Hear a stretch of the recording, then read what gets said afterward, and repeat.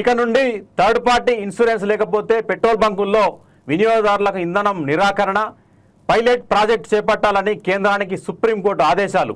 Insurance లేకుండా భారీ సంఖ్యలో వాహనాలు రోడ్లపై తిరుగుతున్నాయని సుప్రీంకోర్టు ఆక్షేపణ. మోటార్ వాహనాల నిబంధనలను వాహనదారులు పాటించడం లేదని ధర్మాసనం ప్రస్తావన. రోడ్లపై తిరుగుతున్న సగం వాహనాలకు ఇప్పటి వరకు ఇన్సూరెన్స్ బీమా లేదని సుప్రీంకోర్టు ఆందోళన. ఇక్కడ మనం గమనించాల్సింది ఏంటంటే, ఎవరైనా సరే 2 వీలర్ కొన్నా, 4 వీలర్ కొన్నా, ఇతర ఏ వాహనాలు కొన్నా కూడా ప్రాథమికంగా వాళ్ళు లైసెన్సులు తీసుకోవాల్సి ఉంటుంది. లైసెన్స్లతో పాటు ప్రతి ఒక్కరు కూడా ఇన్సూరెన్స్ తీసుకోవాల్సి ఉంటుంది. ఇన్సూరెన్స్ అనేది వాహనదారులకు ఏ విధంగా ఉపయోగపడుతుంది అనేది ఈ సమాజంలో కావచ్చు, మన దేశంలో కావచ్చు, చాలామందికి అయితే అవగాహన లేదు. ఒక 2 వీలర్ వాహనదారుడు తన వాహనాన్ని ఇన్సూరెన్స్ చేసుకున్నప్పుడు ఎక్కడైనా ప్రమాదం జరిగినప్పుడు, ఆ ప్రమాదంలో అతడు చనిపోయినప్పుడు అతనికి ప్రభుత్వం బీమా అందిస్తుంది. ఆ బీమాతో వచ్చిన డబ్బులు ఆ కుటుంబానికి ఎంతో ఉపయోగపడతానన్న అంశం నేడు వాహనదారులు ఆలోచించడం లేదు. అదేవిధంగా మనం రోడ్లపై చూస్తున్నాం. మనము ఇప్పుడు ఈ రోడ్ల విస్తరణ అనేది విపరీతంగా జరిగిపోయింది. ఔటర్ రింగ్ రోడ్లు వచ్చాయి.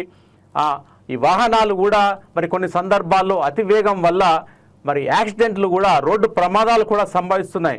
ఇలాంటి టైంలో ఖచ్చితంగా ప్రతి ఒక్కరు, అది కారు నడిపేవారు కావచ్చు, 2 వీలర్ నడిపేవారు కావచ్చు, లారీ ఓనర్స్ కావచ్చు, ఎవరైనా సరే ఖచ్చితంగా ఇన్సూరెన్స్ అనేది కలిగి ఉండాలని నేను సుప్రీంకోర్టు అయితే భావిస్తూ ఉంది.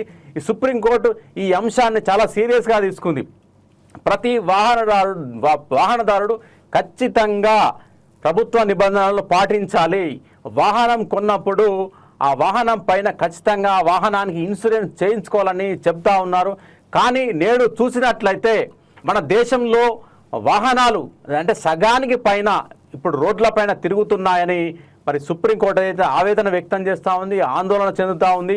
అంటే దీనిపైన వెంటనే కేంద్ర ప్రభుత్వానికి కొన్ని సూచనలు, సలహాలు, ఆదేశాలు కూడా జారీ చేసింది.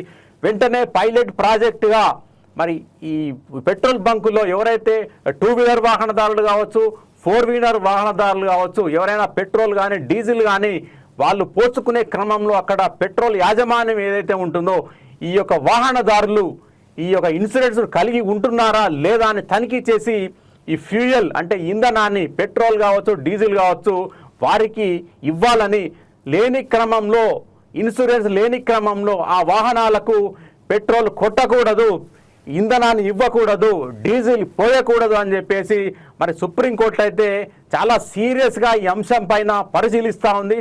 చూడాలి కేంద్ర ప్రభుత్వం దీనిపైన ఎలాంటి చర్యలు తీసుకుంటుంది. పైలట్ ప్రాజెక్టులో భాగంగా మన దేశంలోని అన్ని పెట్రోల్ బంకుల్లో వాహనాలను తనిఖీలు చేస్తారా, ఎవరు ఇన్సూరెన్స్ కలిగి ఉన్నారు, ఎవరు ఇన్సూరెన్స్ కలిగి లేరు, పెట్రోల్ బంకు వాహనదారులు లేని వాళ్లకు పెట్రోల్ పోయరా, ఇంధనాన్ని పోయరా అన్న అంశం మీద చర్చనీయాంశంగా మారింది. దీనిపైన ప్రజలు ఏ విధంగా స్పందిస్తారు, వాహనదారులు ఏ విధంగా స్పందిస్తారు, వెంటనే కేంద్ర ప్రభుత్వం సుప్రీంకోర్టు ఆదేశాలను అంగీకరించి ఆ ఆదేశాలను తూచా తప్పకుండా పాటిస్తూ సీరియస్గా దీనిపైన ఏమైనా చట్టం చేస్తుందా అన్న అంశం ప్రస్తుతం చర్చనీయాంశంగా మారింది.